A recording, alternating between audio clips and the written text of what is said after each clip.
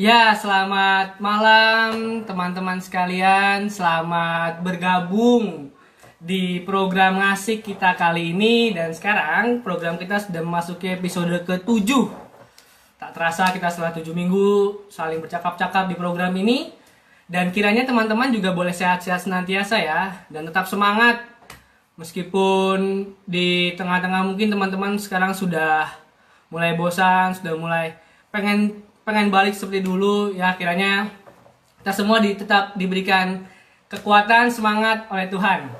Ya, saat ini kita akan sama-sama berbicara tentang Kristus dan pandemi, mencari wajah Kristus di masa krisis ini. Dan saya Givan akan memandu obrolan kita hari ini, dan kita akan ngobrol-ngobrol dengan Bapak Pendeta Wahyu Satrio Wibowo. Ya, beliau adalah dosen di Fakultas Teologi. Dan beliau mengajar filsafat, teologi konstruktif, beliau juga mengajar kristologi. Jadi bagi teman-teman yang saat ini sedang mengambil mata kuliah kristologi dan sedang menulis paper-paper akhir, kiranya obrolan hari ini mencerahkan teman-teman sekalian. Ya, beliau selain aktif sebagai dosen, beliau juga adalah pendeta Gereja Kristen Pasundan. Dan saat ini beliau juga menjabat sebagai wakil dekan 1 bidang akademik. Dan publikasi beliau, disertasinya berjudul Jesus as Kurban, Kristologi in the Context of Islam in Indonesia. Lalu publikasi yang paling baru berjudul Arete, Keugah Harian dan Kepemimpinan. Dan teman-teman bisa baca tulisan ini di dalam buku Meretas Diri, Merengkuh Lian, Berbagi Kehidupan. Ya, kita undang Bapak Pendeta Wahyu, apakah sudah bergabung dengan kita? Ya, kalau sudah.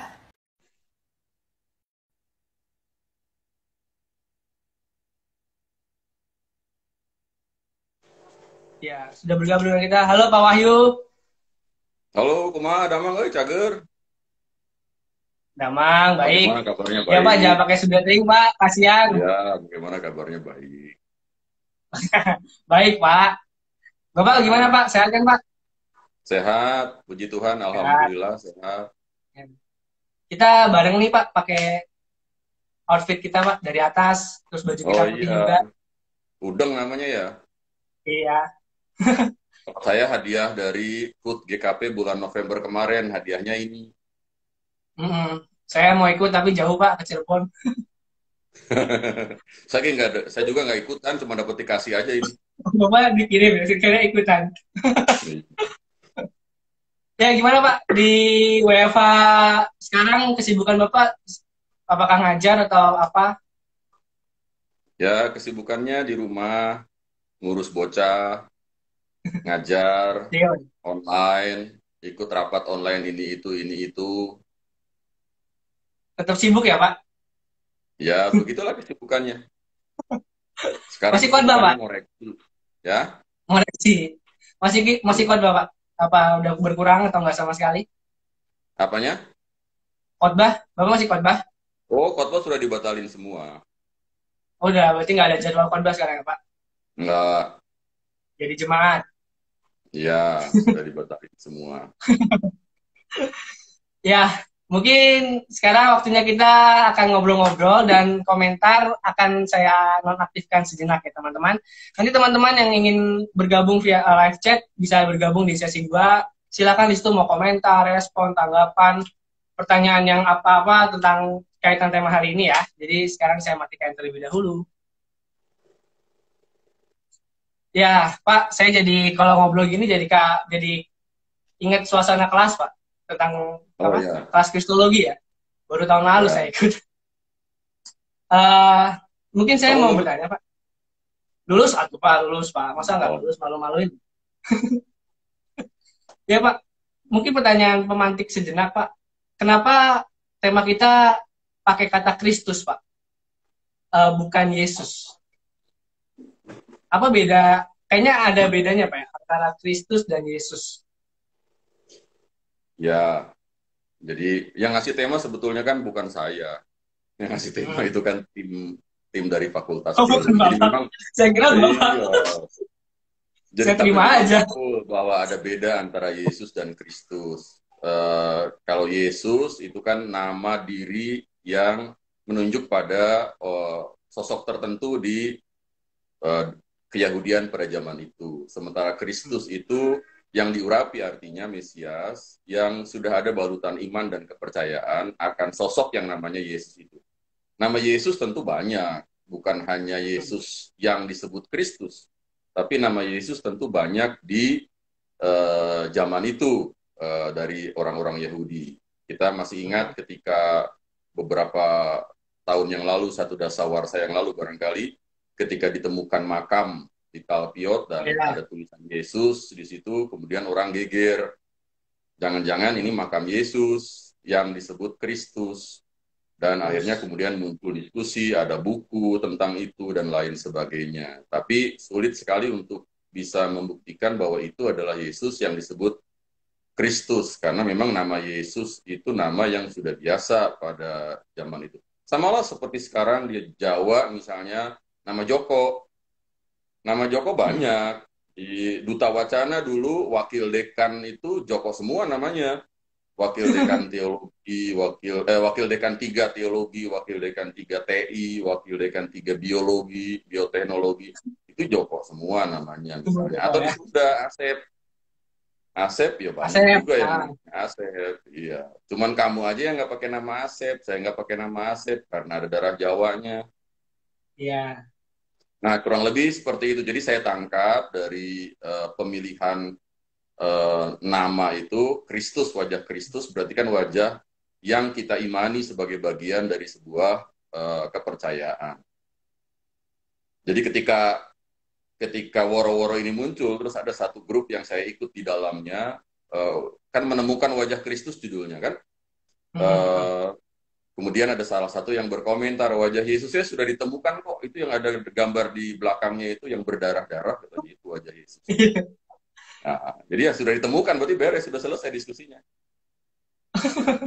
Ya tentu Bisa bukan saya itu. lihat. Ya tentu Ya. bukan itu maksud.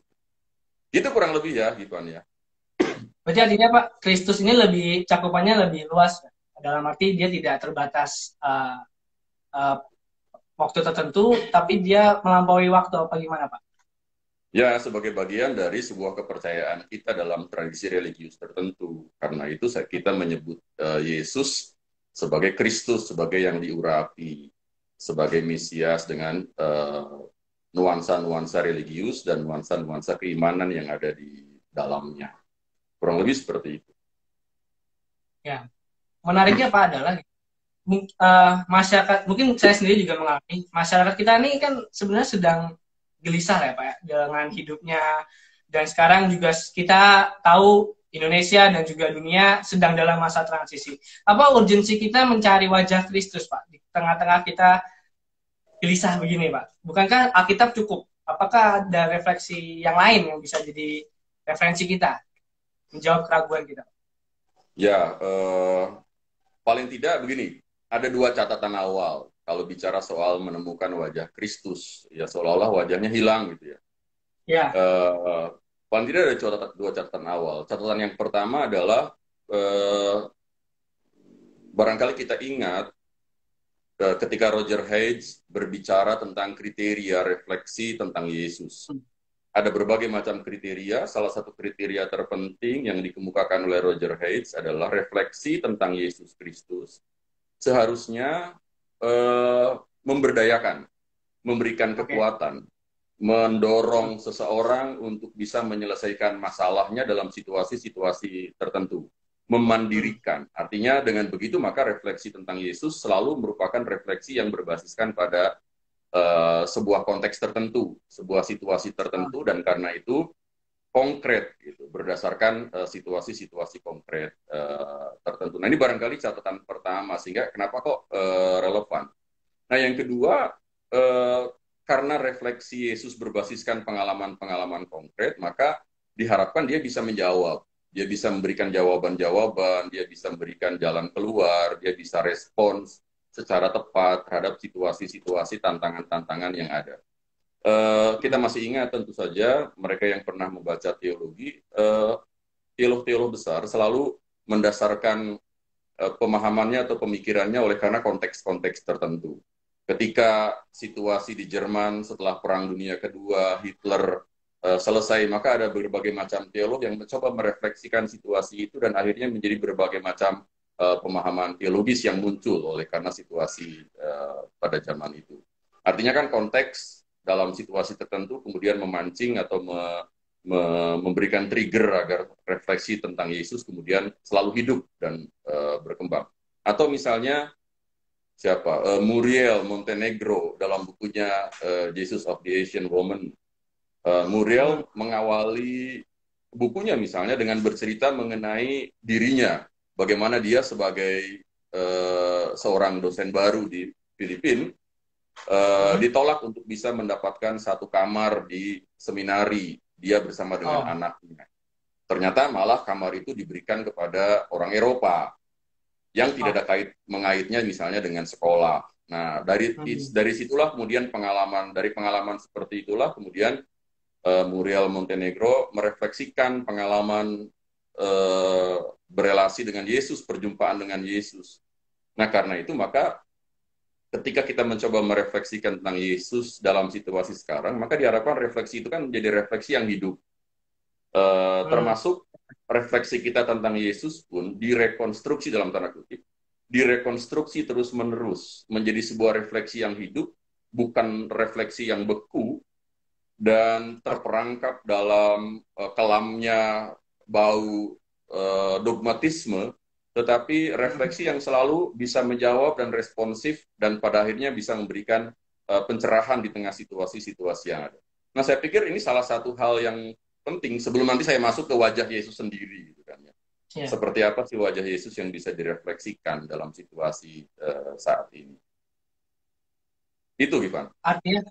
Artinya Pak, kita bisa punya berbagai macam pandangan tentang wajah Kristus itu sendiri, Pak. Tapi apakah semua menjadi benar, Pak? Apakah ada kriteria lain yang membuat bahwa refleksi itu menjadi sahih gitu, bisa diterima secara iman Kristiani? Ya tentu ada kriteria ya. Kalau mengacu pada siapa itu Roger Hayes, ada kriteria bahwa refleksi tentang Yesus itu harus satu berbasiskan pada tradisi. Tradisi yang dimaksud adalah tradisi gereja dan tradisi kitab suci, tradisi Alkitab.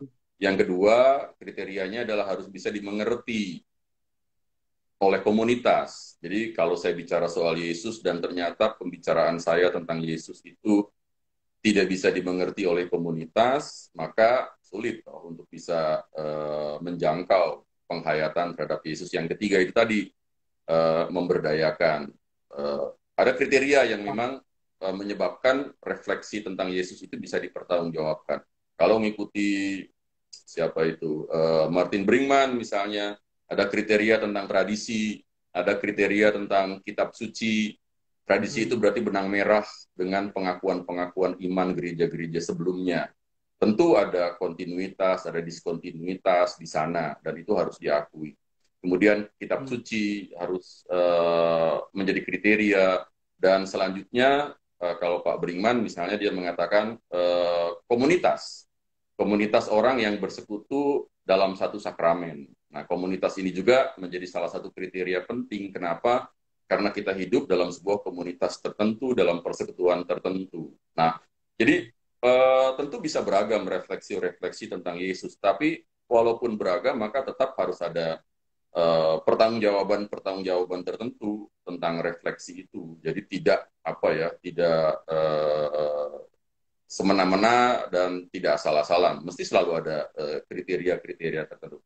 Kriteria itu tidak membatasi, tapi kriteria itu mengingatkan kita bahwa refleksi itu harus bisa dipertanggungjawabkan sedemikian rupa. Jadi bukan membatasi seolah-olah katanya bebas, katanya boleh merefleksikan apapun, katanya Yesus tidak terbuka untuk direfleksikan, tapi toh ada kriteria-kriteria.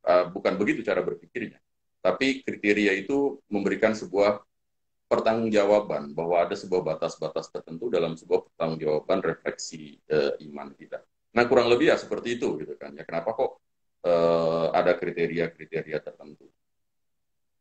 Artinya apa yang kita lakukan tentang berefleksi itu akan sah-sah saja selama tadi kita mengikuti 3 kriteria baik dari Brinkman maupun dari Haidt ya Pak.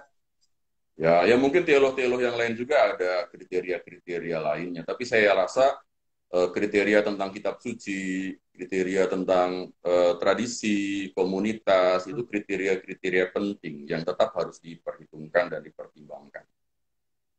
Oke, tadi kita bicara tentang tradisi Pak.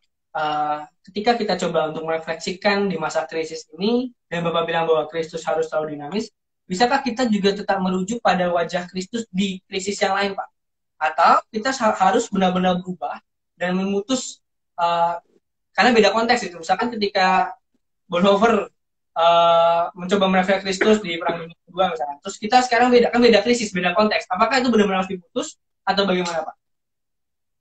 Ya, kalau kita mau bicara soal wajah Kristus, maka mesti kan kita harus kembali ke wajah Kristus yang diceritakan dalam kitab suci. Wajah Kristus yang diungkapkan atau dipaparkan, diberikan kesaksian melalui Injil-Injil. Nah, paling tidak, misalnya kita bisa melihat beberapa wajah Kristus yang bisa direfleksikan dari Injil-Injil misalnya. Yang pertama, kita bisa melihat dalam konteks sekarang loh ya, dalam konteks situasi sekarang, Yesus sebagai penyembuh. Yesus sebagai penyembuh itu kan Yesus yang sangat akrab dengan kita. Wajah Yesus sebagai penyembuh itu wajah yang sangat akrab. Yesus melakukan banyak mukjizat, Yesus membuat kesembuhan di sana-sini, itu bertebaran dalam cerita-cerita Injil. Bahkan dalam beberapa cerita, ketika Yesus mengatakan dosamu sudah diampuni misalnya, perkataan Yesus tentang dosamu sudah diampuni berada dalam sebuah konteks penyembuhan. Ya, dalam konteks penyembuhan orang lumpuh, misalnya yang diturunkan dari atap, terus tiba-tiba muncul ucapan dosamu sudah diampuni misalnya.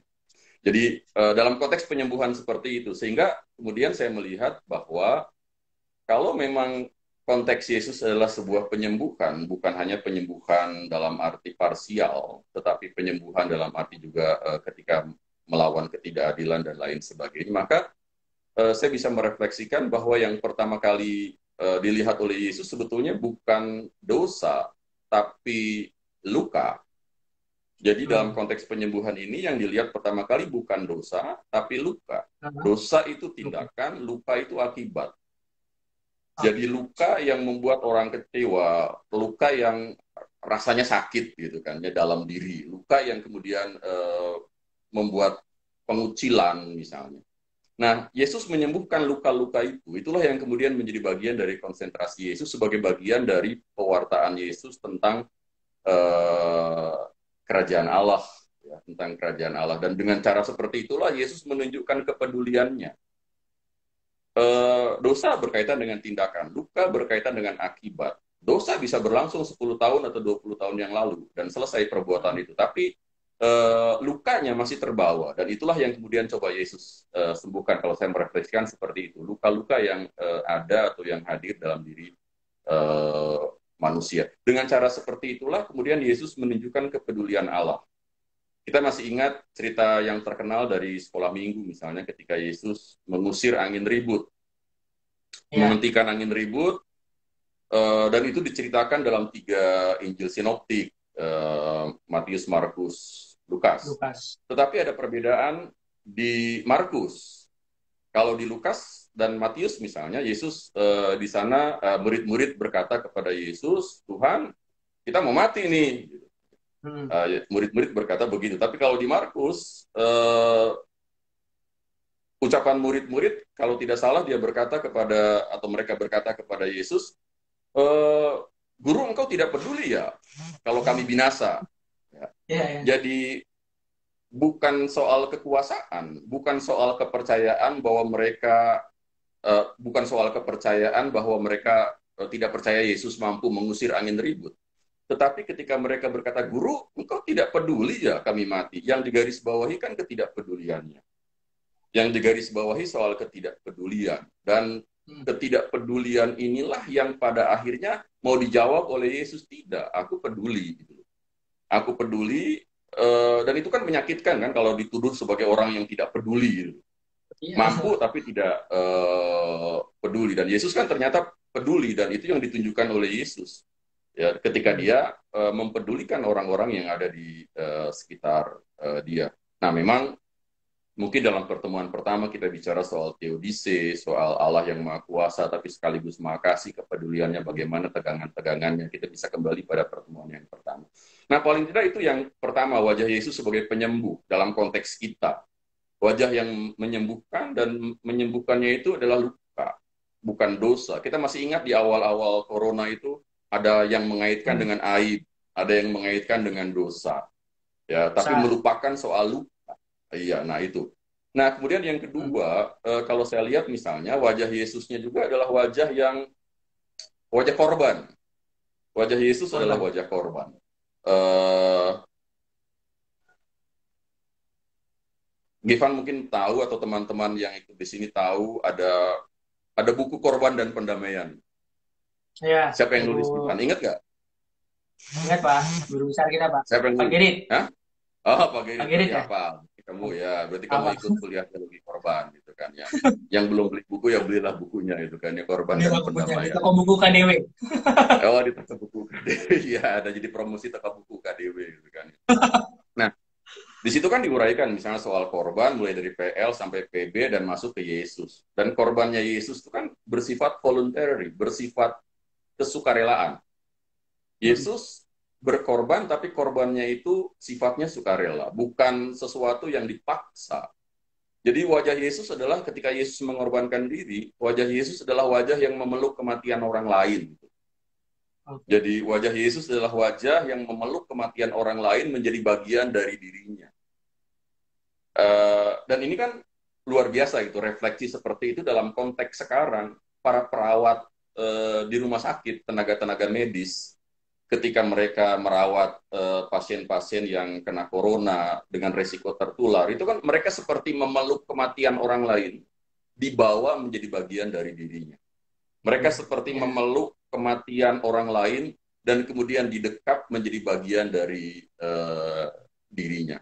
Ini kan bisa dibandingkan dengan separuh atau beberapa paham di dunia modern tentang ilmu pengetahuan yang merasa bahwa ya dengan ilmu pengetahuan maka dia bisa menguasai segala sesuatu.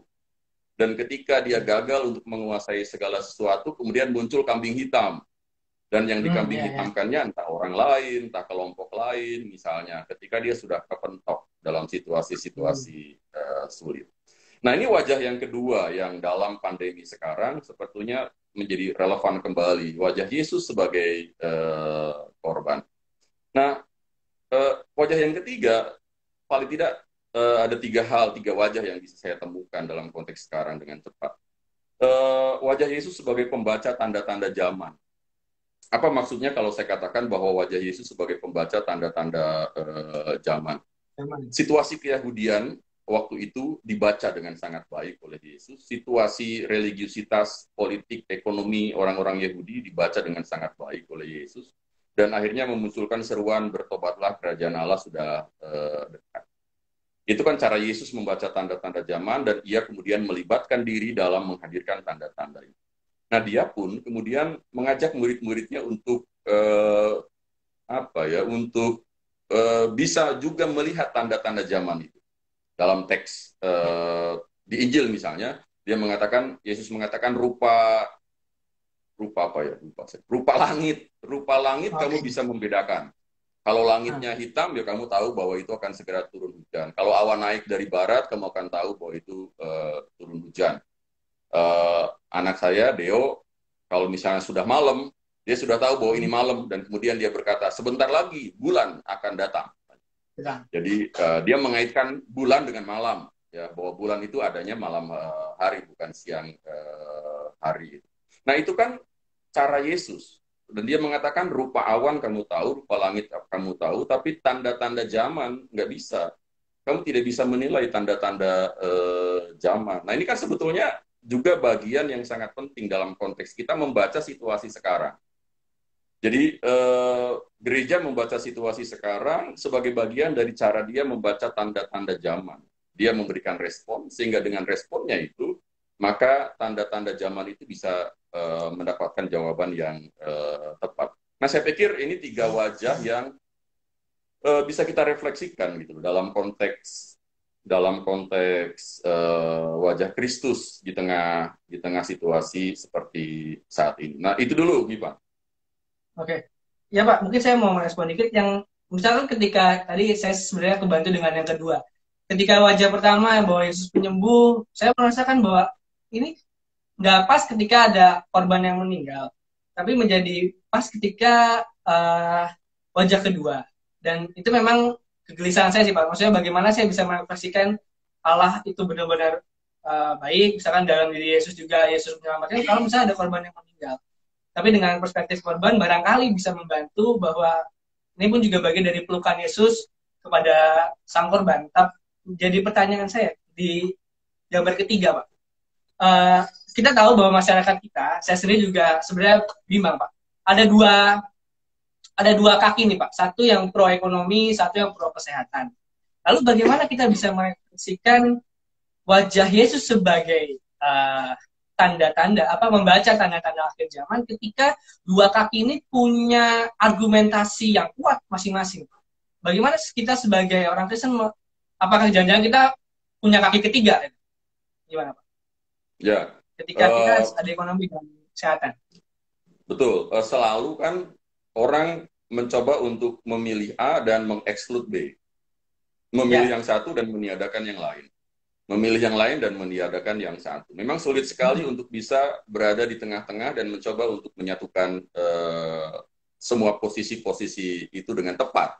Selalu yang paling sulit itu kan menyatukan posisi-posisi itu dengan tepat berada dalam sebuah keharmonisan di tengah-tengah.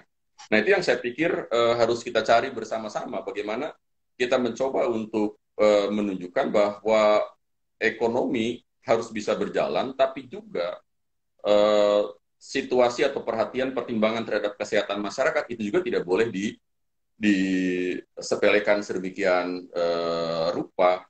Nah, ada begitu banyak ahli-ahli ekonomi yang tentu saja bisa diajak bicara terlibat. Tapi pada saat yang sama ada juga ahli-ahli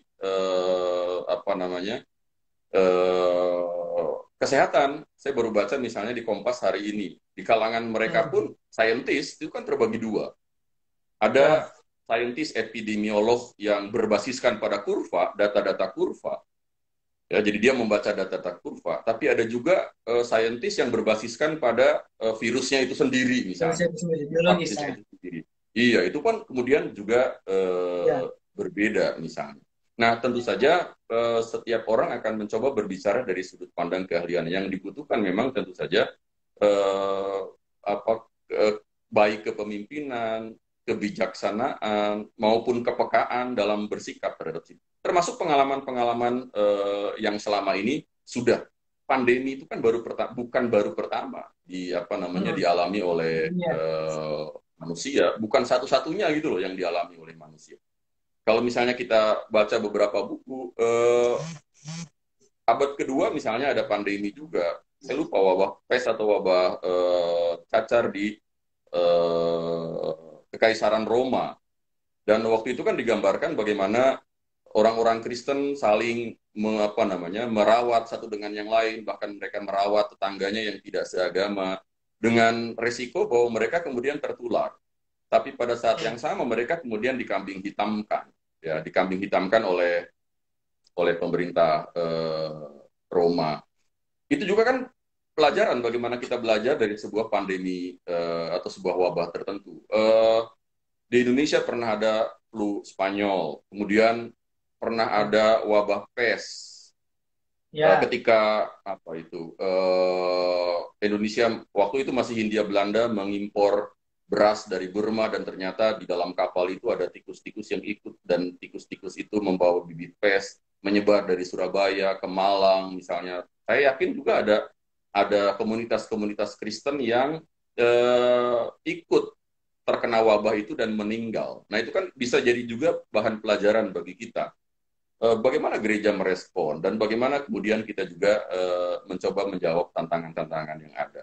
Sejarah-sejarah seperti itu sebetulnya baik juga untuk bisa dilihat oleh kita. Siapa tahu ada yang mau bikin paper tentang sejarah wabah di Indonesia dan bagaimana wajah Yesus dilihat dalam wabah-wabah itu. Nah, kurang lebih seperti itu. Oke.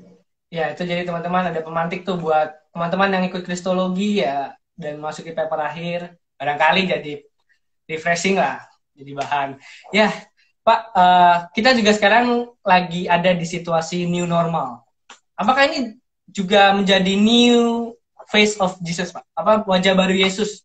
Atau jangan sebenarnya jadi normal dan normal-normal aja ketika kita mencoba merefleksikan Yesus, toh juga Yesus juga mengalami normal misalkan, atau bagaimana Pak? Ketika kita juga ada wacana new normal dan gereja pun juga mau tidak mau ikut dalam new normal itu juga.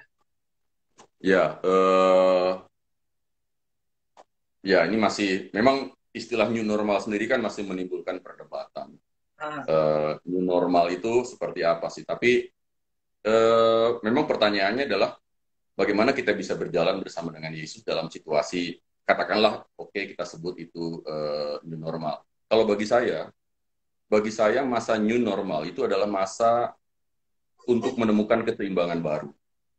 Jadi saya lebih merefleksikan seperti itu. Jadi itu adalah cara bagi kita untuk menemukan keseimbangan baru. Beberapa wilayah atau beberapa daerah misalnya membuat aturan ibadah boleh dilakukan secara berjamaah kembali, tapi kapasitasnya dibatasi. Hanya boleh maksimal 50% atau bahkan ada yang cuma 30%. Banyak orang merindukan kebaktian seperti biasa kan? Ke gereja di mana mereka bisa bisa senyum, cipika-cipiki, berpelukan seperti Teletubbies, perjumpaan fisik misalnya, dan dia merasa bahwa dengan berpelukan seperti Teletubbies, dengan perjumpaan fisik, dengan omongan yang bisa didengar mulutnya yang ngomong seperti itu, dengan semua perjumpaan fisik seperti itu, dia merasa penuh, dia merasa bahwa relasinya utuh. Nah, pertanyaannya adalah, apa sih yang disebut dengan relasi yang utuh bersama dengan orang lain? Apa sih yang disebut dengan bahwa relasi saya penuh dengan kehangatan? Relasi saya penuh dengan keutuhan bersama dengan orang lain. Kalau kita mau jujur, ada juga banyak orang berjumpa, berpelukan, cipika-cipiki, tapi perjumpaan fisik itu tidak mengubah kekosongan batin yang ada di dalam dirinya. Perjumpaan fisik itu tetap menyisakan ruang batin yang kosong, yang tidak terjembatani hanya dengan cara yang seperti itu. Misalnya saya masih ingat, atau kita bersama ingat kisah kebangkitan Yesus, yang kemudian jadi menimbulkan perdebatan di sana-sini juga ya. Soal Yesus yang bangkit dan kemudian Maria mau menyentuh Yesus. Nah, ya, kemudian kan Yesus menolak. Nah, mari kita lihat, apakah itu juga berarti Yesus menolak kehangatan yang hendak diberikan oleh Maria dalam bentuk sentuhan fisik itu juga? Bagi saya kedekatan itu pertama kali barangkali nanti keseimbangan baru itu. Kedekatan itu bukan soal fisik. Bukan soal perjumpaan tatap muka, tapi ada pada perasaan yang sama, visi yang sama, keprihatinan yang sama, misi yang sama. Nah, itulah yang saya coba refleksikan bahwa akan ada keseimbangan baru dalam relasi. Kalau nanti kita sudah bisa beraktivitas, sementara masker masih dipakai, maka akan ada keseimbangan baru di sana. Dan keseimbangan baru itu melalui apa? Melalui mata. Tatapan mata. Yang sekarang bisa dilihat itu kan tatapan matanya. Mata. Tatapan mata. Nah, kita masih ingat misalnya Jean-Paul Sartre mengatakan, itu pemikir Perancis, bahwa orang bisa mengobjekkan orang lain lewat tatapan mata. Orang bisa mengobjekkan orang lain lewat sorotan mata yang dia berikan kepada orang lain. Pada saat tertentu, tatapan mata bisa berubah menjadi musuh yang tidak disadari. Mata itu seperti lubang kecil yang menyedot seluruh dunia yang ada di hadapannya menjadi bagian dari objektivitas dirinya. Menjadi objek dirinya terhadap orang lain, terhadap dunia lain. Disedot gitu ke arah matanya. Tatapan mata membuat kita tidak bebas. Tatapan mata membuat kita terobjekkan oleh orang lain. Nanti masker menutup hidung dan mulut, tetapi masker tidak menutup mata yang bisa mengobjekkan orang lain. Nah, jangan-jangan nanti mata juga ditutup. tutup Baik. pakai masker, mata kemudian ditutup, hanya menyisakan rambut yang sudah mulai botak, gitu kan ya.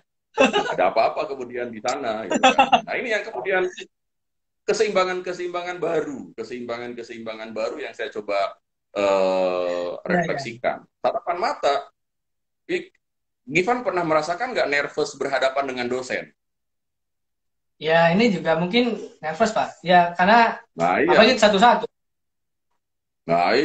berhadapan misalnya konsultasi skripsi, mau natap muka dosen, yo nervous, mau natap matanya, yo nervous, apalagi kemudian tatapan Eh, matanya piye gitu kan ya. Nah, itu kan juga menyimpulkan hal-hal tertentu gitu kan ya, ya. ya. Ya, eh, tangan boleh diborgol, tapi tatapan mata kan bisa tidak. Hmm. Ya, mungkin kita masih ingat lukisan Raden Saleh. Raden Saleh melukis tentang penangkapan di Ponorogo. Eh, tangannya Pangeran Diponegoro misalnya itu diborgol atau Pangeran Diponegoro dikelilingi oleh tentara-tentara Belanda. Tapi Raden Saleh misalnya melukiskan tatapan matanya adalah tatapan mata yang garang. Tatapan mata yang seolah-olah mengatakan, ya kamu boleh borgol saya, tapi tidak pernah kamu bisa mengalahkan saya. Dan tatapan mata menunjukkan orang yang tidak terkalahkan seperti itu misalnya. Jadi tatapan mata menunjukkan eksistensi. Itu kata Sartre loh ya, kata Ya. Jean Paul Sartre. Artinya ada keseimbangan-keseimbangan baru yang coba kita cari ketika kita memasuki apa yang disebut dengan New normal. new normal. Jadi itu adalah pencarian keseimbangan-keseimbangan baru.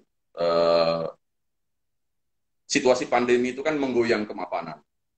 Dia Ya. menggoyang kemapanan, dia menggoyang situasi kita, sekuritas kita, prosperity kita, dan dalam situasi seperti itu pada akhirnya kemudian kita mencoba mencari sebuah keseimbangan-keseimbangan baru.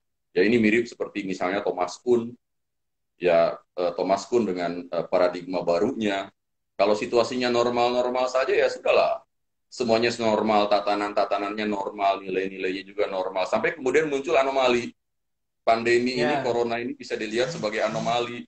Dan pada saat itu kemudian orang berupaya untuk mencari tatanan baru. Ada revolusi, revolusi itu memunculkan tatanan-tatanan baru. Kalau memang betul nanti ada tatanan baru. Jadi saya membayangkan atau merefleksikan seperti itu bahwa ya new normal artinya kita mencoba mencari keseimbangan-keseimbangan baru di tengah situasi seperti ini. Dan itu kan alam kan karena kita manusia bagian dari alam, alam kan selalu mencoba mencari itu kan. Mencoba mencari keseimbangan-keseimbangan baru. Kita berada dalam siklus perubahan-perubahan alam, ikut serta dalam pencarian keseimbangan-keseimbangan baru.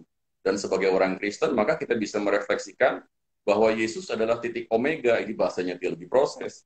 Yesus adalah titik Ya. omega yang menyatukan seluruh pengalaman manusia, baik pengalaman material maupun kerohanian, menyatukan manusia dengan alam semesta dan berproses dengan alam semesta. Dan di sana sini tentu akan ada muncul situasi-situasi baru yang membuat kita terpacu untuk mencari tatanan-tatanan baru juga.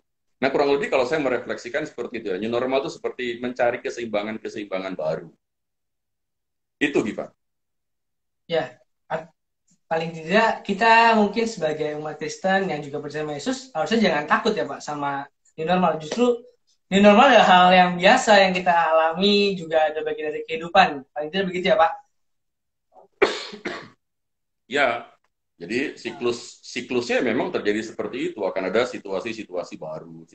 Sekarang misalnya corona, kemudian muncul atau ditemukan vaksin setahun yang akan datang atau 2 tahun yang akan datang atau barangkali 5 tahun yang akan datang baru muncul vaksin lagi, situasinya kemudian ada keseimbangan baru. Entah 5 tahun, 50 tahun yang akan datang barangkali akan ada virus baru. Ya, yang kita juga tidak tahu yang akan terjadi seperti apa misalnya. Akan selalu seperti itu, kehidupan selalu bergerak dari satu situasi ke situasi yang lain, saling terkait satu dengan yang lainnya, dan kita berproses di dalamnya dengan sebuah keyakinan bahwa ada Kristus sebagai titik yang menyatukan kita dan memandu kita, mendorong sekaligus mengarahkan kita sedemikian rupa. Oke. Berarti barangkali mungkin ini jadi pertanyaan Pak. Apakah ketika situasi berubah kembali, misalnya new normal, kita anggap normal lah. Terus ada wajah-wajah Kristus yang dalam tanda kutip bisa kita tinggalkan dan tidak relevan lagi. Jadi akan terus juga bergerak wajah Kristus itu ya Pak ya? Yang barangkali tidak relevan itu bukan wajah Kristusnya seperti yang disaksikan di dalam kitab suci. Ah, Yang tidak relevan itu barangkali penghayatan kitanya dan oke. respon kitanya terhadap jawaban-jawaban itu. Kalau misalnya ada eh, orang kena corona atau orang mengalami penderitaan dan kemudian kita berkata, tuh Yesus memberikan hukuman kepada dia. Dalam cerita Injil kan ada yang seperti itu, orang yang meninggal di bait suci dan kemudian dikatakan itu dosa siapa gitu kan. Nah, apakah memang seperti itu? Nah, refleksi kitanya atau pemahaman kitanya yang barangkali perlu untuk direkonstruksi. Itu bahasanya John Mm-mm. Dominic Crossan, direkonstruksi. Tapi wajah Yesusnya adalah wajah seperti yang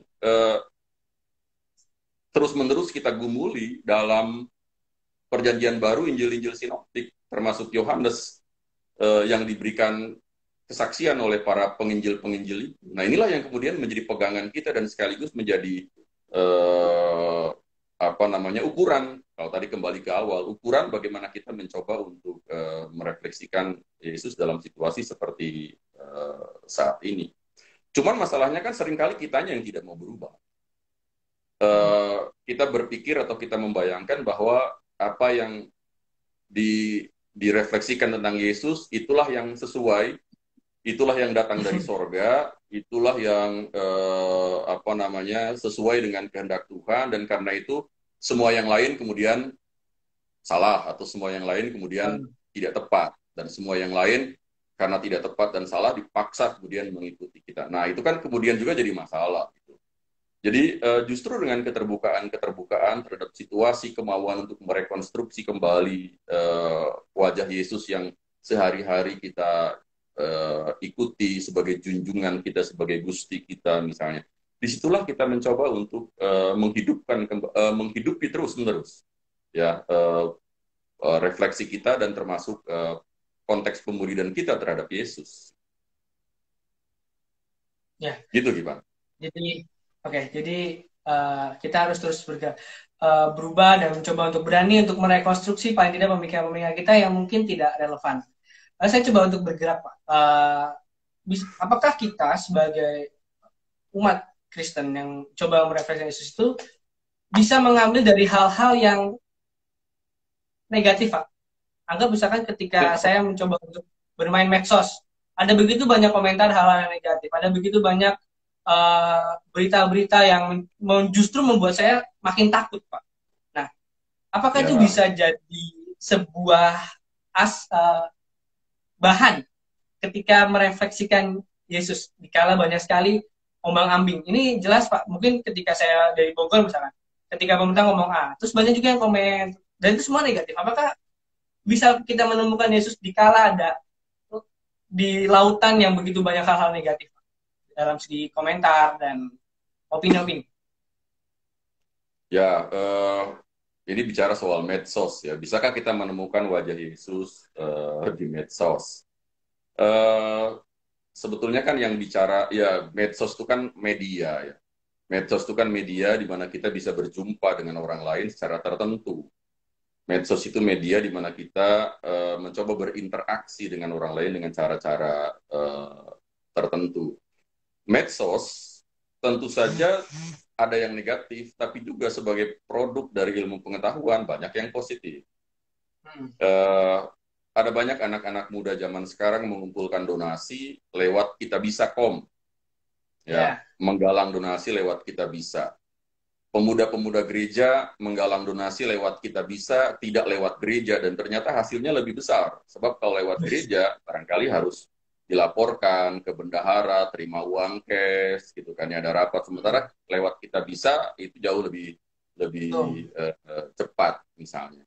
Nah, produk-produk sains, perkembangan-perkembangan sains kan harus dilihat sebagai bagian dari karya Allah dalam historisitas kita.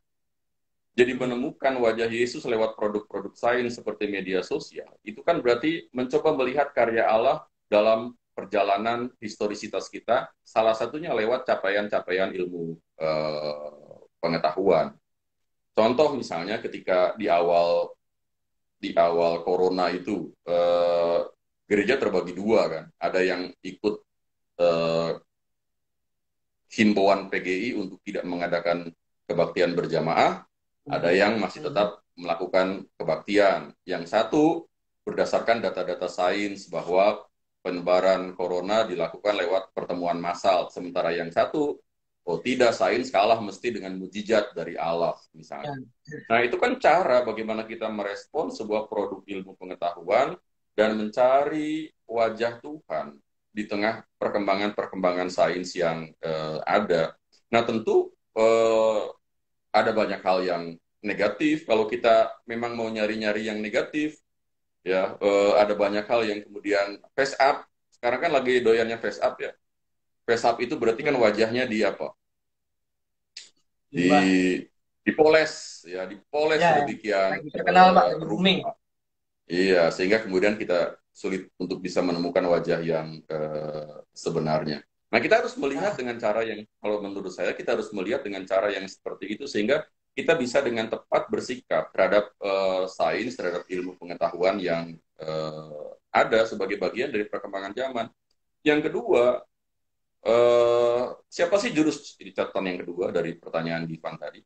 Siapa sih juru selamat, dalam tanda kutip loh ya, siapa juru selamat di tengah corona dan work from home seperti sekarang ini, di mana kita harus tinggal di rumah? Siapa juru selamatnya? Menurut Givan, juru selamatnya yo media sosial, internet, handphone. Ya, itu. Iya kan? Juru selamatnya kan itu yang membuat pada akhirnya kita walaupun diam di rumah, tapi toh merasa nyaman, terhubung, segala sesuatunya sekarang menjadi jauh lebih mudah. Karena apa? Perkembangan sains, dan perkembangan sains itu bagian dari karya Tuhan dalam historisitas umat manusia. Bahkan mereka yang sangat kanan pun, pemikiran-pemikiran kanan itu tetap saja menggunakan teknologi sebagai bagian dari apa namanya, dalam tanda kutip tadi gitu, karena yang menyelamatkan kita dalam situasi seperti saat ini. Bayangkan kalau nggak ada. Sekarang itu kan di mana-mana kan webinar.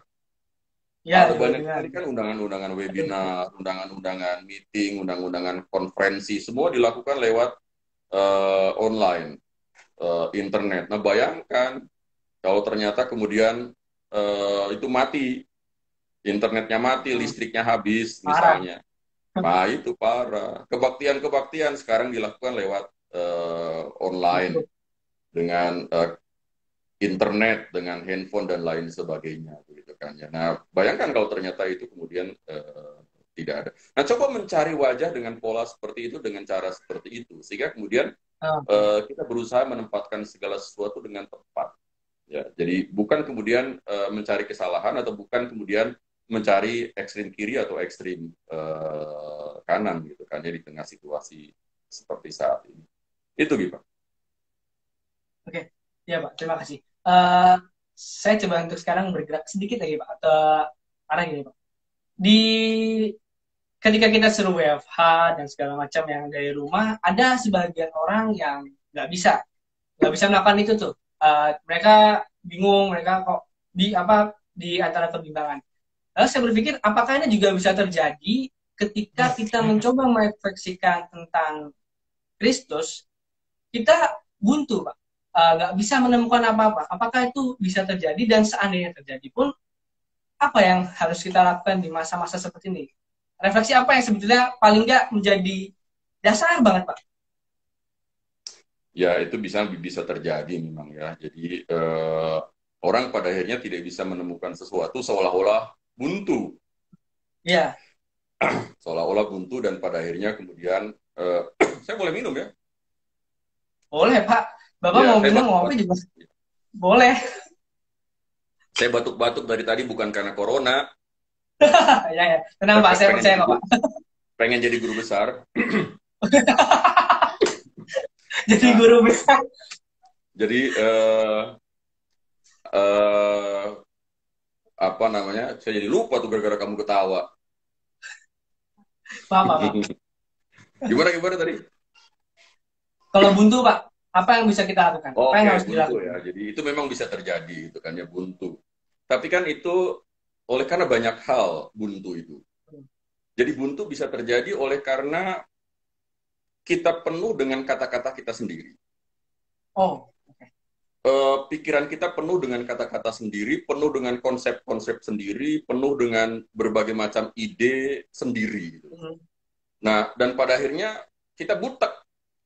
Butek tuh bahasa Hmm. Sunda ya, apa itu? Eh, Eh, apa sih? mentok. Nah, Sumpek, mentok Pak, ya. sumpek, sumpek. Iya, sumpek gitu kan ya, sumpek, Ya. buntu karena semuanya ditentukan oleh konsep-konsep pikiran-pikiran kita sendiri. Nah, pada Hmm. akhirnya dalam situasi seperti itu kemudian sering kita merasa frustasi, seolah-olah tidak bisa menemukan Tuhan atau wajah Yesus tidak terjumpai atau kemudian Allah tidak hadir dan menjumpai kita. Tapi barangkali kita bisa lihat pengalamannya Ayub. Ayo.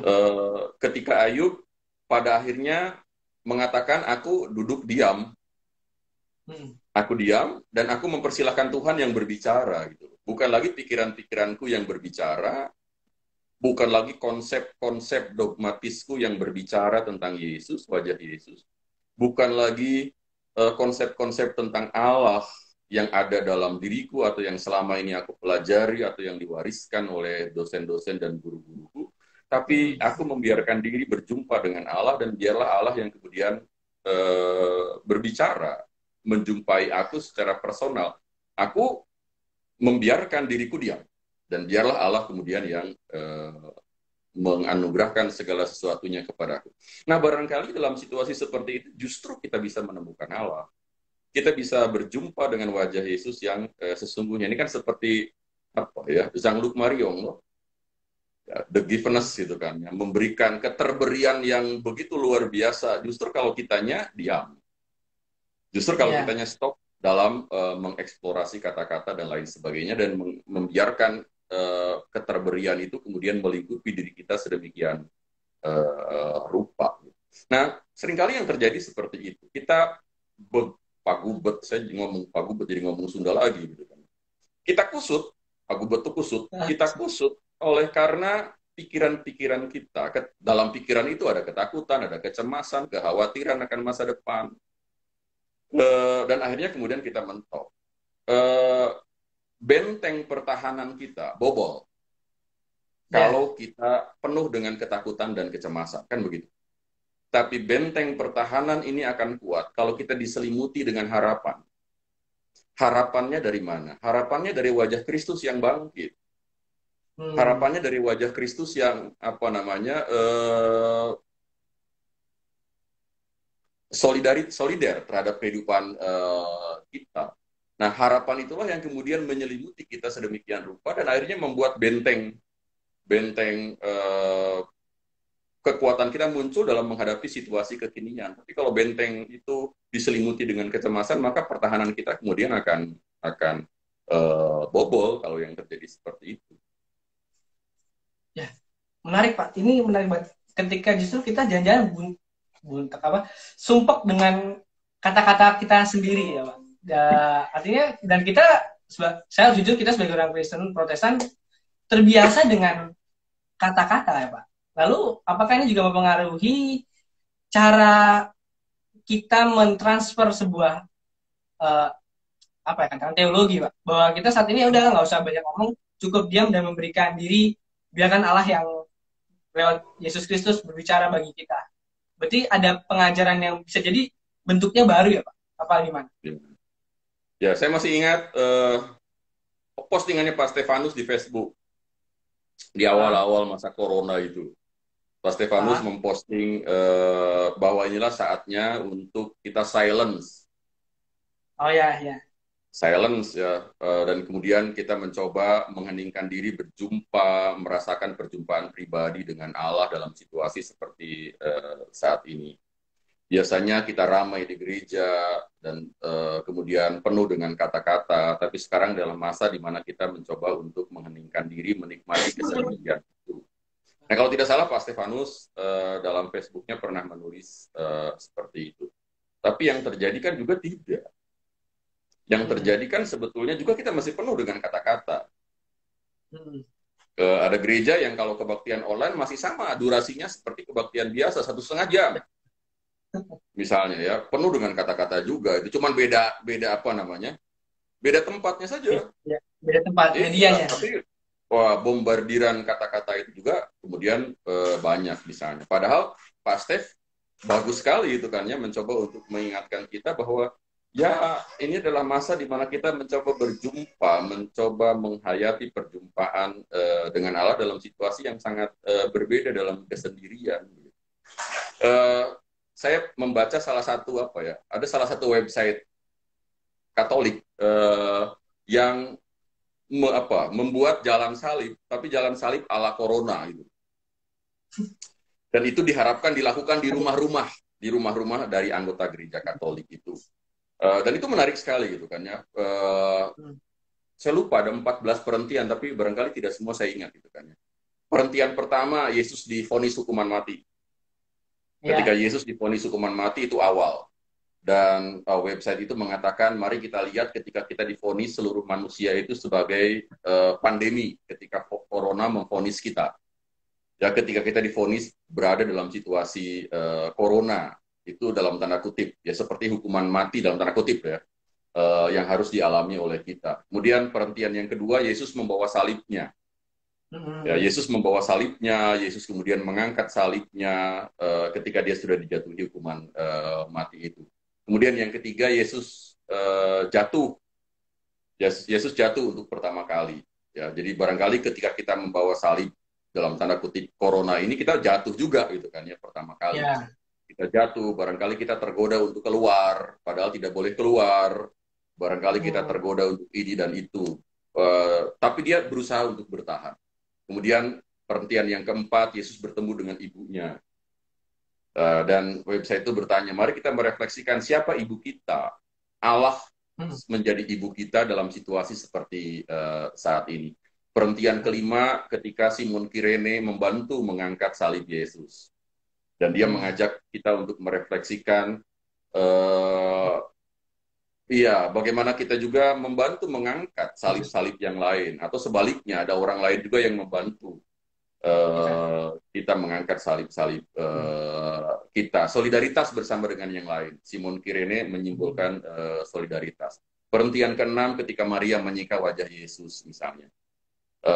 Kemudian wajah itu kembali menunjukkan eksistensinya. Mengembalikan wajah Yesus pada identitasnya. Ada sekaan-sekaan, ya, usapan-usapan yang pada akhirnya kemudian mengembalikan pada wajah yang sebenarnya. Perhentian ketujuh, Yesus jatuh lagi. Kemudian perhentian selanjutnya, Yesus wafat di atas kayu salib. Yesus dimakamkan atau dikuburkan, dan Yesus kemudian bangkit. Ada berapa perhentian, saya lupa. Tapi barangkali ada 14 atau 10. Tapi website ini mengajak anggota gereja Katolik untuk secara pribadi menghayati itu. Bukan lewat kata-kata. Tapi lewat figur Yesus yang secara pribadi dia ikuti sedemikian rupa lewat langkah-langkah seperti itu. Jadi dia mencoba mengaitkan jalan salib dengan tahapan-tahapan corona dan bagaimana kita juga barangkali jatuh gitu kan ya. Atau kita dibantu oleh orang lain sebagai bagian dari solidaritas itu. Nah, ini kan menarik bagaimana kita diam tapi membiarkan memori kita membiarkan perjumpaan kita memberikan tempat pada anugerah Allah itu untuk berbicara kepada kita. Ya, oke Pak, Pak Iza mencerahkan. Ya, terima kasih Pak. Sejam ini udah nggak terasa udah hampir 1 jam. Dan kita harus berhenti di sesi pertama. Kita istirahat break sejenak 2 menit. Jadi nanti kita kembali lagi untuk sesi diskusi dari netizen yang hadir pada saat ini. Nanti saya undang lagi Pak ya, 2 menit dari sekarang. Berarti ini saya matiin ya? Ya Pak, nanti saya aktifkan lagi. Ya. Oke Pak. Ya, selamat bergabung lagi teman-teman sekalian. Dan nanti kita di sesi 1 sudah ngomong hal-hal mengenai mencari wajah Kristus di masa-masa krisis, masa-masa transisi. Bagaimana kita bisa, cara apa yang mungkin jadi tepat. Jadi di akhir kita juga bisa bicara bahwa berdiam, mungkin kita kadang-kadang sumpah, tapi coba untuk berdiam, biarkanlah rahmat Allah itu muncul dan membuat kita pun menjadi terberdayakan oleh wajah kita. Ya, kita akan masuk di sesi 2. Saya akan undang Pak Wahyu. Dan sekalian yang hendak bertanya atau merespon, silakan untuk di drop di kolom komentar. Hal-hal yang berkaitan dengan tema kita, pembicaraan kita malam ini silahkan ditaruh di kolom komentar. Ya, saya undang dulu Pak Wahyu.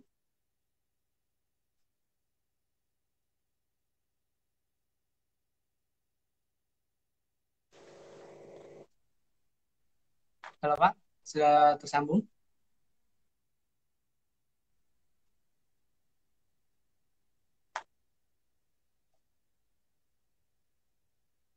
Pak Wahyu?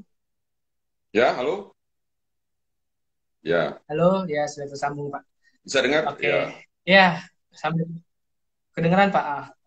Ya, ya. sambil kita menunggu ada respon tanggapan dari teman-teman, mungkin ada hal yang mau disampaikan Pak mengenai pembicaraan kita hari ini menjadi Apa? pemantik bisa jadi untuk apa yang menjadi ya barangkali Bapak mau memantik sebuah statement sehingga muncul tanggapan dari kawan-kawan mengenai mencari wajah Kristus di masa-masa krisis ini. Ya, sebetulnya barangkali yang bisa didiskusikan kan, ya masa krisis barangkali sudah akan Berakhir. turun kurvanya. Tapi bagaimana kita melihat wajah Yesus dalam keseimbangan-keseimbangan baru lagi. Jadi keseimbangan-keseimbangan baru yang di dalamnya kita hadir dan kemudian secara aktif memberikan sesuatu di tengah masyarakat kita. Nah, barangkali itu yang Ya, mungkin juga mematik Pak. Eh, apa yang bisa kita lakukan seandainya kita punya gambaran Pak mengenai Kristus dan itu ternyata tertolak oleh orang? Apakah kita harus mengganti atau kita berusaha untuk tetap pada statement wajah yang kita miliki? Gimana Pak? Seandainya ada yang bisa menolak, loh kok ya, kamu gini? Gitu. Entah apapun ya kan statementnya. kita kan nggak boleh maksa. Hmm. Jadi pertama perjumpaan Yesus dengan kita itu kan perjumpaan pribadi.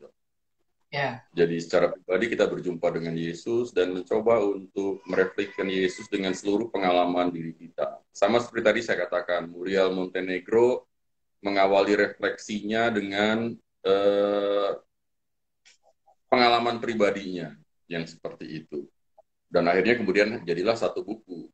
Barangkali orang tidak bisa menerima seluruhnya apa yang dikemukakan oleh Muriel Montenegro. Kenapa? Karena pengalamannya barangkali berbeda. Pengalamannya lain-lain. Itu kan sama seperti ketika bicara soal Yesus, yang satu lebih menekankan soal dosa, bahwa Yesus itu penebus dosa dan manusia itu berdosa. Misalnya loh ya, Ya. misalnya. Sementara yang satu lebih menekankan pada bahwa Yesus itu adalah nabi sosial yang humanis, yang memberikan sebuah kesempatan-kesempatan baru, melawan ketidakadilan, mendobrak belenggu-belenggu yang memiskinkan secara struktural orang lain misalnya. Nah, ini kan seperti kubu-kubuan pada akhirnya. Tapi bisa dipahami kenapa? Karena barangkali mereka berangkat dari sebuah pengalaman yang berbeda. Nah, justru yang barangkali perlu bagi kita adalah mencoba memahami, mengerti, dan mempelajari pengalaman orang lain yang pada akhirnya menghasilkan refleksi-refleksi seperti itu. Nah, ini menyimpang sedikit. Salah satu buku untuk yang diterbitkan oleh Fakultas Teologi untuk kalau tidak salah memperingati HUT 60 Pagerit misalnya, teks dan konteks yang tiada bertepi, itu ada bicara, salah satu artikel itu bicara soal autobiografi. Autobiografi sebagai bagian dari sebuah pengalaman beriman, dan dari situlah kemudian bisa dilihat ya bagaimana pengalaman itu membentuk pemahaman, pengalaman itu membentuk sebuah pemikiran-pemikiran tertentu.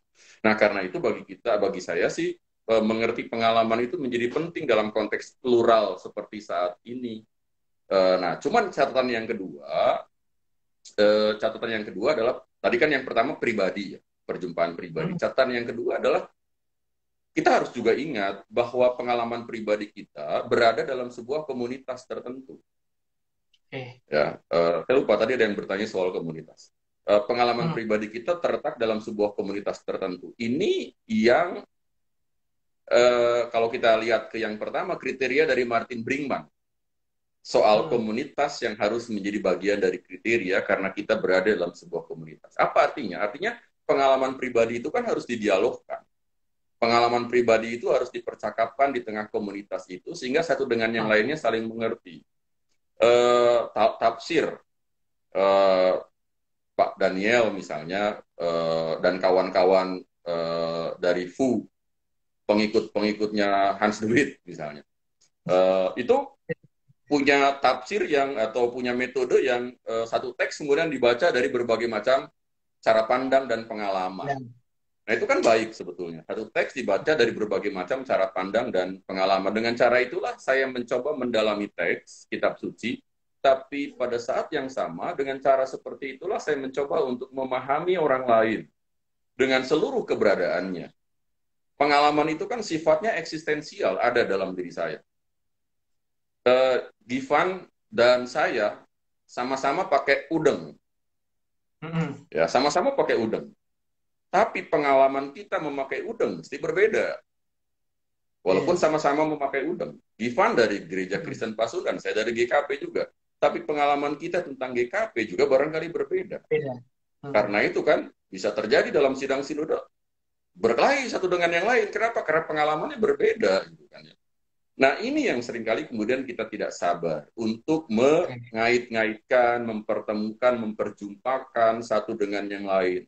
Eh, Seringkali kemudian bukan seringkali, kadangkala kecenderungan yang ada itu adalah memaksakan satu pengalaman dalam sebuah komunitas.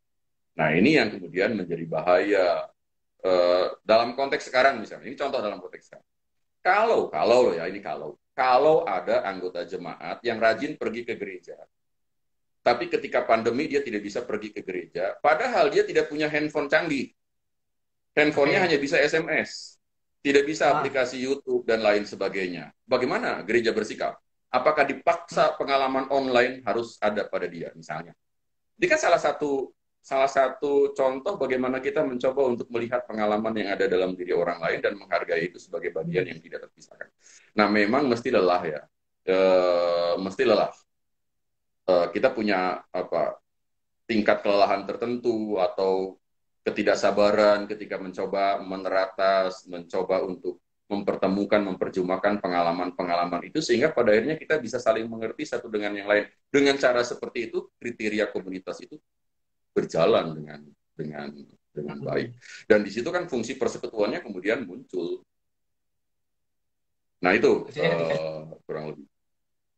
penghargaan lah ya Pak yang membuat justru ketegangan itu bisa didialogkan ya. Maksudnya dalam arti ketika ada tegang antara wajah A dan wajah B, justru ketika mereka saling berdialog dan saling menghargai pengalaman, disitulah justru muncul bisa jadi ya paling nggak keberdayaan iman.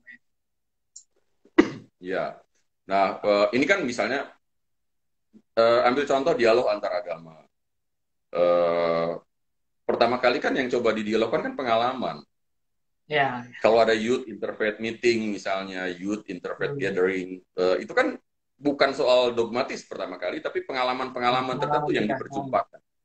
Ya, ya. Dengan pengalaman seperti itulah kita mencoba untuk mengerti kenapa kok si A begini, kenapa si B begini, kenapa refleksinya begini, apa pelajaran yang kemudian saya bisa dapat dari sana. Hmm. Gitu kan. Nah itu Oke. jadi silakan, saya nggak tahu ya kalau ada pertanyaan lain karena saya agak sulit membaca di sini. Iya Pak, ini udah saya semakin nggak Pak. Ya, ada pertanyaan dari akun Felix. Tadi kan disebutkan wajah Felix, Kristus itu, ya Felix ya, ada tiga Pak, yang penyembuh, korban, membaca tanda-tanda zaman. Lalu apakah bisa Pak di tengah situasi sulit seperti ini ada yang menemukan wajah Kristus sebagai pelaku? pelaku apa? Jadi Mungkinkah kalau pelaku itu kan berarti kan yang menyebabkan. uh, Kalau yang yang menyebabkan mungkin berarti kan melihat dia itu sebagai virus corona. ya, ya. Bisa jadi itu Pak, maksudnya jangan-jangan ada Ya, yang menemukan jangan ini ujian benar yang seperti disampaikan. Ini memang dari atas dari Tuhan misalkan. Apakah itu dimungkinkan? oh Jadi dari ya. Kristus sendiri. Hmm. Ya, kalau ada yang misalnya melihat wajah Yesus sebagai pelaku, kan mesti kan dia akan memberikan argumentasinya, pengalamannya, kenapa kok melihat Yesus sebagai pelaku. Kayak tadi kan, kayak saya mengatakan, apakah dia melihat Yesus sebagai corona Mhm. yang menyebabkan situasi seperti sekarang terjadi misalnya. Nah, kalau melihat Yesus yang menyebabkan situasi sekarang jadi situasi yang membuat orang menderita misalnya, itu kan diskusinya kita bisa kembali ke teodise seperti di awal tadi kan. Mhm. Di awal pertemuan ngasik Fakultas Teologi ini. Iya. Yang sudah dijelaskan soal tegangan antara eh, Allah yang Maha Kuasa atau Allah yang Maha Kasih. Apakah Allah yang menyebabkan munculnya penderitaan seperti saat ini, dan kalau Allah yang menyebabkan munculnya penderitaan seperti saat ini, maka Allah kemudian menjadi pelaku. Tapi pada saat yang sama kemudian dibela, bukan Allah, gitu kan ya. Nah, itu saya pikir dalam pertemuan pertama sudah diulas sedemikian rupa. Argumentasinya menjadi seperti apa misalnya ketika kita melihat bahwa Yesus atau Allah atau Tuhan itu menjadi pelaku. Tentu kita bisa mengatakan bahwa ya Corona itu ciptaan Tuhan, misalnya kita bisa mengatakan begitu. Ya, Mhm. Hitler itu juga ciptaan Tuhan Ya. dengan kekejamannya yang seperti itu, misalnya kita bisa mengatakan seperti itu. Tapi pada sisi yang lain kita juga bisa mengatakan ya betul, tapi Hitler, Corona, Gunung Merapi yang meletus, tsunami yang terjadi di Aceh dan Asia Selatan beberapa tahun yang lalu misalnya, itu kan berada dalam sebuah siklus alam, Mhm. ya berada dalam sebuah perjalanan alam sedemikian rupa yang di dalamnya Allah bekerja lewat, tadi saya sudah katakan, sains, ilmu pengetahuan, lewat Mhm. solidaritas orang yang ada di dalamnya. Uh, kita tadi belum masuk ke arah solidaritas, ya. Bagaimana pandemi ini kemudian ternyata memunculkan Prioritas. solidaritas-solidaritas Ya. tertentu sebagai tanda bahwa harapan itu real, konkret, berada dalam sebuah historisitas tertentu. Harapan bukan sesuatu yang sifatnya utopia, tapi harapan berada Aha. dalam sebuah situasi konkret seperti saat ini. Oke. Jadi, nah harus Mhm. diletakkan dalam konteks yang seperti itu. Ya. Lalu udah muncul pertanyaan lagi, Pak. Jika demikian, apakah kita ketika justru nggak tadi ya, saya ini sih lebih merembet ke buntu tadi ya, kita buntak itu, bisa nggak, apa yang bisa dilakukan ketika, oh saya udah nggak percaya lagi? Ada pertanyaan dari Mulia Manurung, bahwa bisa jadi, apakah Yesus bisa hilang? Iman kepada Yesus itu bisa hilang. Dan di tengah-tengah situasi yang makin tidak menentu ini, Pak. Ketika itu, dilakukan apa yang harus kita bisa paling tidak berkontribusi bagi mereka yang Bisakah justru kehilangan? hilang gitu? Uh, Ya, ya bisa. Jangankan situasi saat ini, ateisme itu kan muncul oleh karena perkembangan-perkembangan sains. Jadi mm, ateisme itu kan, atau hilangnya kepercayaan kepada Allah itu bisa muncul oleh karena perkembangan sains, bisa muncul oleh karena penderitaan, mm, suffering, ya, ya, suffering yang kemudian menjadi skandal dalam keimanan seseorang. Dan karena mm, dia menjadi skandal, kemudian sulit untuk bisa diharmoniskan antara iman dengan atau doktrin tertentu yang dia pahami sebagai bagian dari iman dengan realita, dengan kenyataan historis. Nah, itu memang bisa membuat orang pudar kepercayaannya, dan ateisme bisa muncul gara-gara itu, memang gara-gara hal-hal yang seperti itu. Jadi kalau ditanyakan apakah mungkin, ya mungkin saja, ya mungkin saja. Lalu bagaimana caranya? Kalau bagi saya salah satu caranya itu adalah dengan pengalaman perjumpaan terus-menerus dengan Yesus dan pengalaman berkomunitas. oh Berkomunitas komunitas, yang bukan tadi itu loh ya, bukan sekedar cipika-cipiki dan kemudian berpelukan ala teletabis, bukan seperti itu, tapi pengalaman komunitas yang di dalamnya saya mencoba berbagi dan solidar dengan orang lain, mencoba memeluk penderitaan orang lain. Dengan cara mm, seperti itulah harapan-harapan itu akan terus muncul dan menjadi subur di tengah kehidupan ini. Nah, itu saya pikir. oke, okay.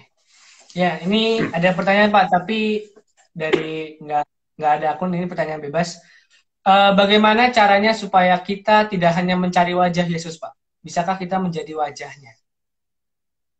Kita menjadi Kita nggak, wajahnya. Kalau uh, kita berjumpa dengan Yesus dan mengikut Yesus secara sungguh, maka kita memancarkan wajah Yesus. Toh.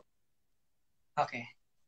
Wajah kita kemudian memancarkan wajah Yesus.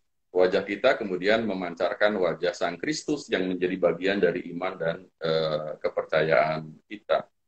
Eh, karena itulah misalnya dalam perumpamaan kan Yesus mengatakan, ya barang siapa yang memberikan pakaian kepada mereka, maka engkau sebetulnya memberikannya untuk aku kan.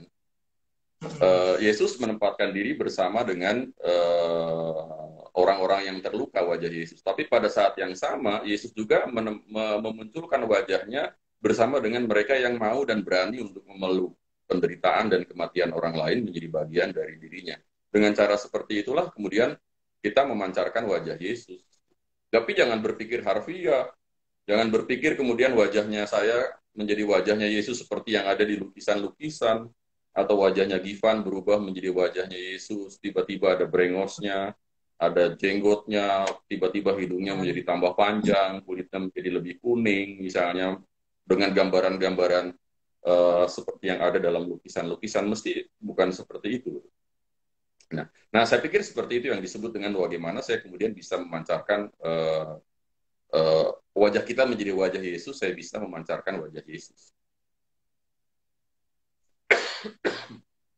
Itu. Paling tidak yang saya bisa tangkap, apapun gambarannya sebetulnya itu kan menjadi daya dorong buat kita ya Pak. Justru jangan sampai kita malah ketika menemukan wajah kita malah tambah murung. Itu jadi pertanyaan tersendiri, apakah itu benar-benar wajah Yesus atau gimana kan?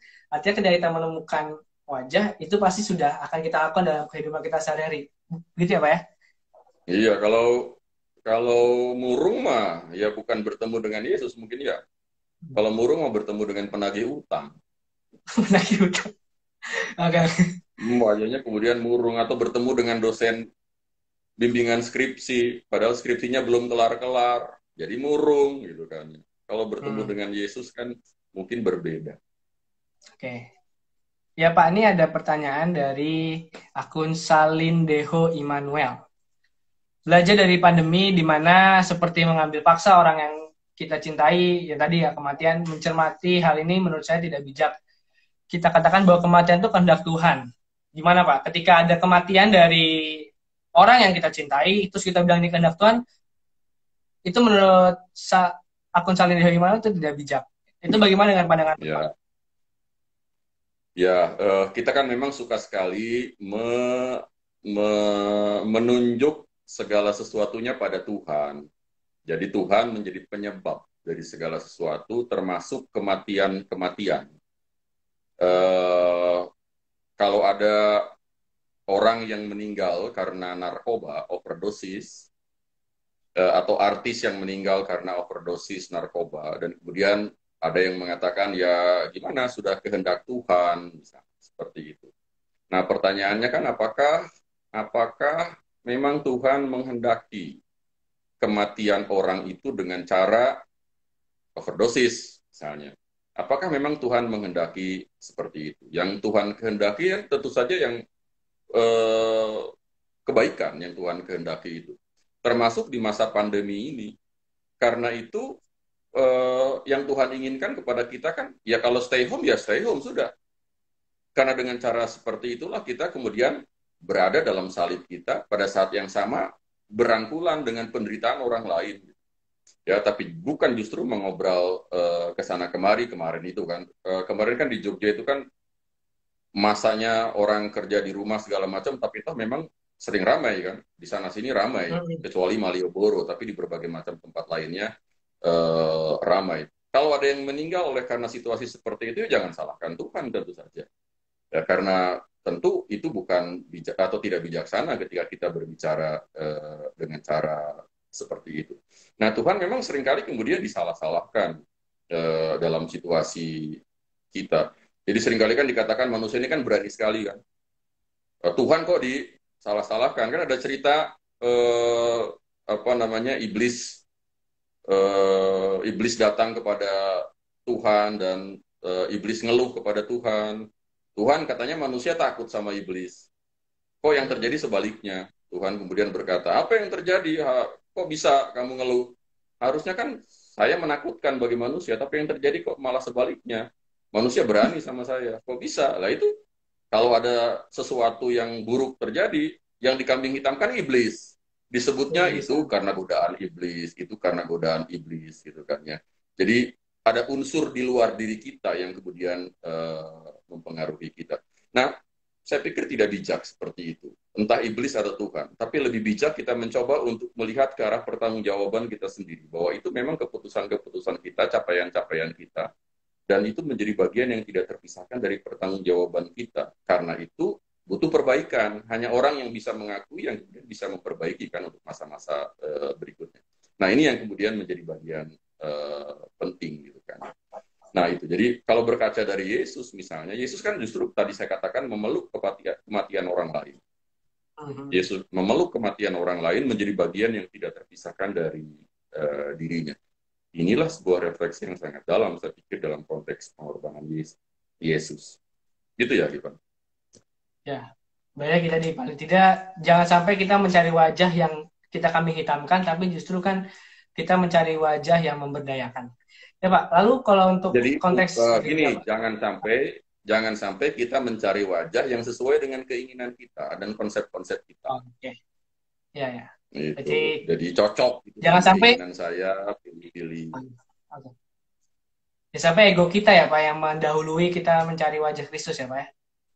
Iya, seringkali kan kemudian itu yang menghalangi. Mhm.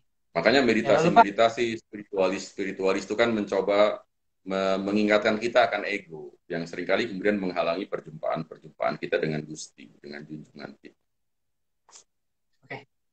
Lalu Pak, mungkin ini pertanyaan dari saya Pak. Dalam lingkup komunitas, berarti gereja, eh, wajah apa yang mungkin relevan bagi gereja secara komunitas dalam arti mungkin saya sebutkan jadi organisasi ketika melayani di masa krisis ini Pak, wajah kan kalau dari kita ngomong tadi kalau penyembuh, eh, korban dan tanda-tanda zaman itu bisa personal. Lalu kalau untuk komunitas secara besar gereja dan khususnya organisasi itu bagaimana Pak, apa wajah yang relevan dalam pelayanan saat ini?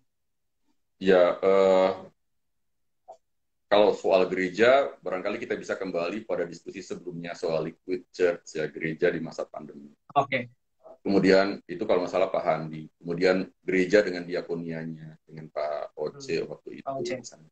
Kita bisa kembali ke sana. Tapi bagi saya, ya memang kalau mau nyatukan semuanya, ya gereja harus mengembangkan solidaritas yang utuh sebetulnya dalam konteks seperti saat ini. Solidaritas yang terus-menerus dibangun.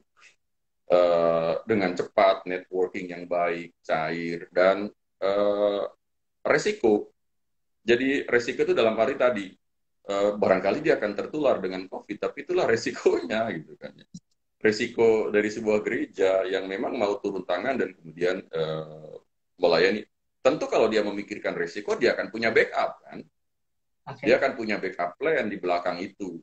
Dan ada hikmat kebijaksanaan, ada fleksibilitas yang dianugerahkan oleh Roh Kudus yang membuat kemudian kita bisa merencanakan segala sesuatunya sebagai bagian dari antisipasi terhadap resiko-resiko yang ada. Nah ini yang kemudian menjadi perencanaan utuh sebetulnya dari kehidupan komunitas.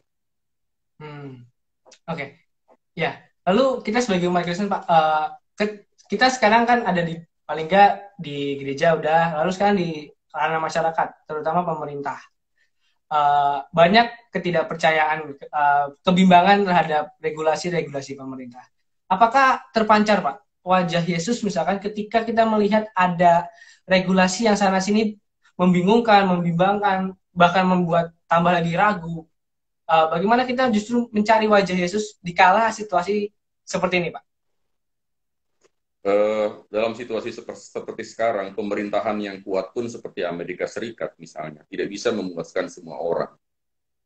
Jadi pemerintahan atau negara yang besar seperti Amerika Serikat dengan fasilitas kesehatan yang sangat baik, dengan riset yang sangat baik, dengan dukungan berbagai macam struktur ekonomi yang juga baik misalnya, tertatih-tatih ya dalam bersikap menghadapi virus corona saat ini atau pandemi saat ini.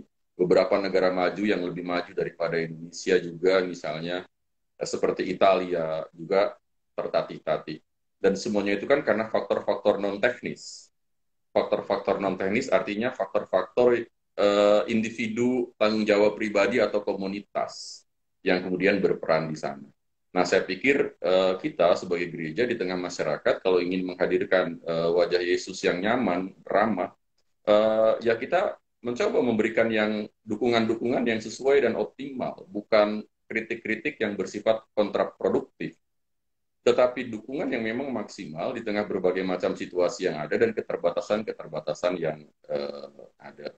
Ada banyak kritik terhadap pemerintah, tapi kritik-kritik itu kan ada yang membangun, ada yang memang memberikan solusi jalan keluar, tapi juga ada kritik-kritik yang diliputi oleh berbagai macam nuansa politis, diliputi dengan berbagai macam kepentingan di tengah situasi-situasi yang ada. Nah, gereja kan harus bisa bersikap dengan lebih bijak di tengah situasi yang seperti itu.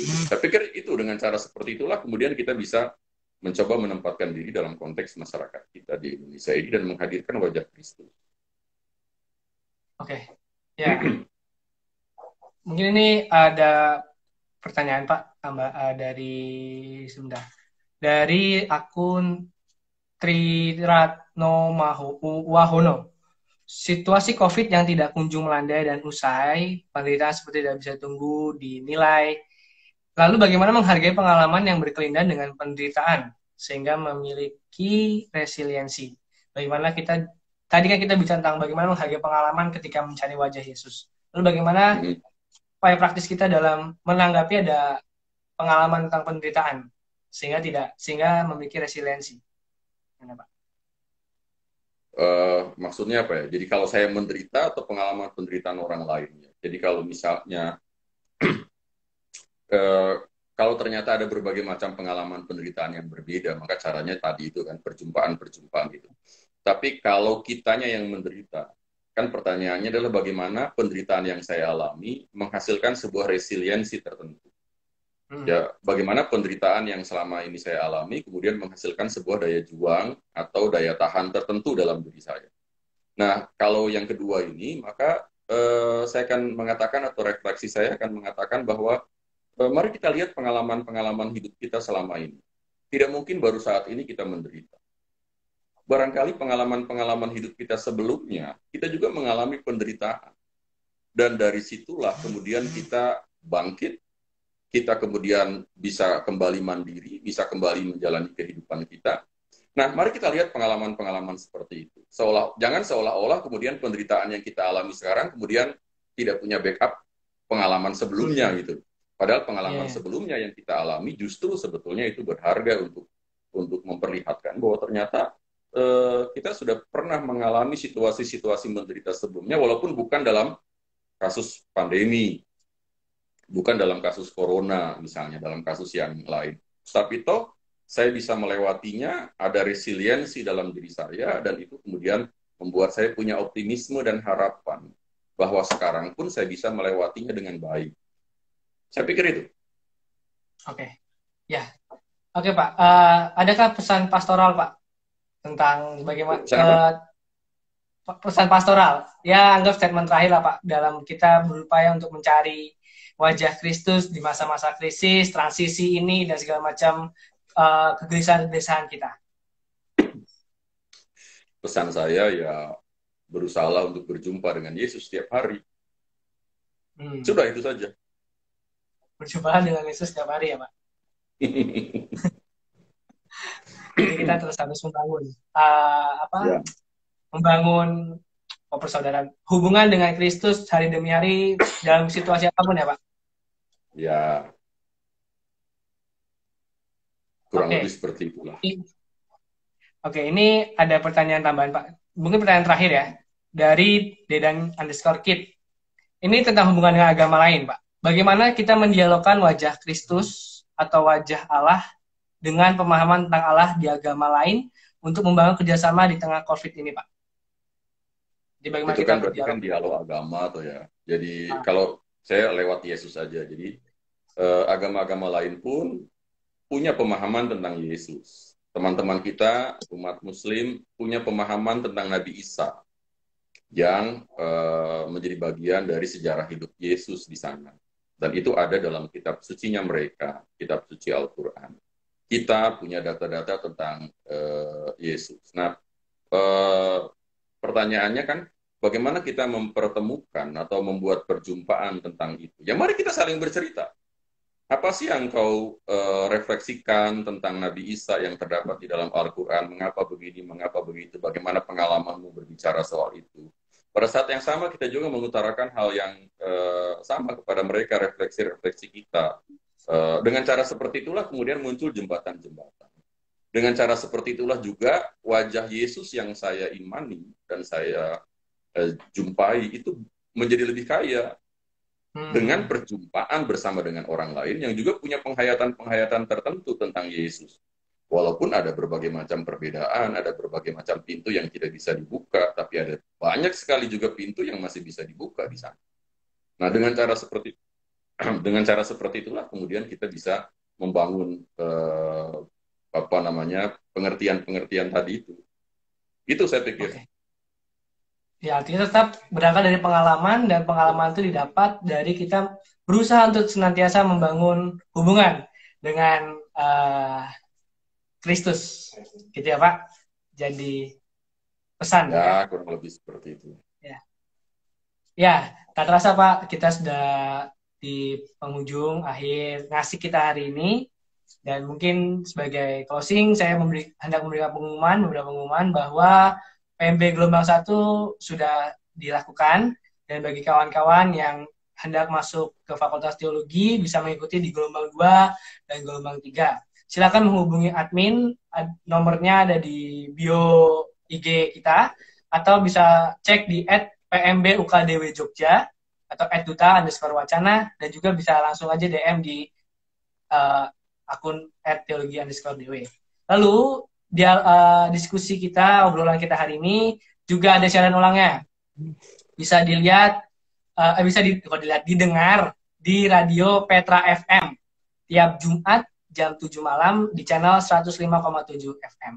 Dan minggu depan Ngasik akan kembali lagi di episode 8 live di IG setengah 8, dan judulnya tema yang akan dibahas adalah meredefinisi kerja dalam new normal.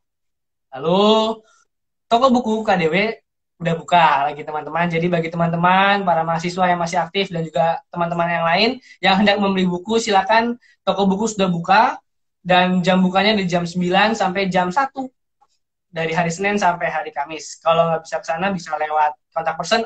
Kontak personnya di mana? Silakan dicek di akun kita @teologi_dw. Ya, Pak Wahyu, Ya, mungkin menutup. kamu mau nyanyi? Enggak, Bapak mau nyanyi nggak Pak?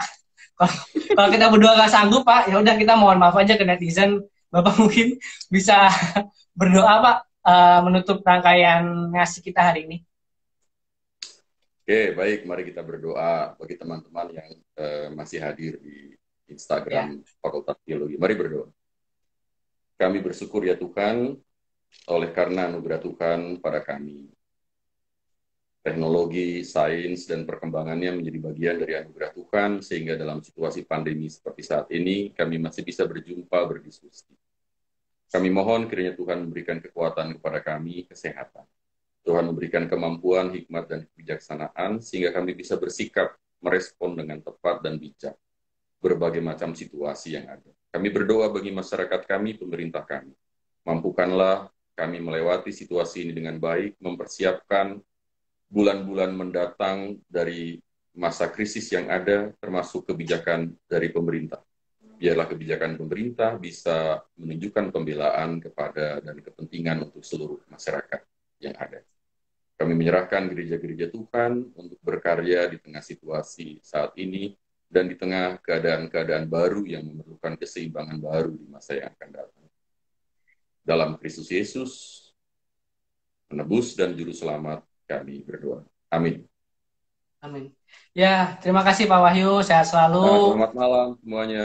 Ya, terima kasih banyak. Dan terima kasih teman-teman yang masih setia dan ditunggu minggu depan. Selamat malam. Terima kasih ya Pak. Yo, malam. Oke.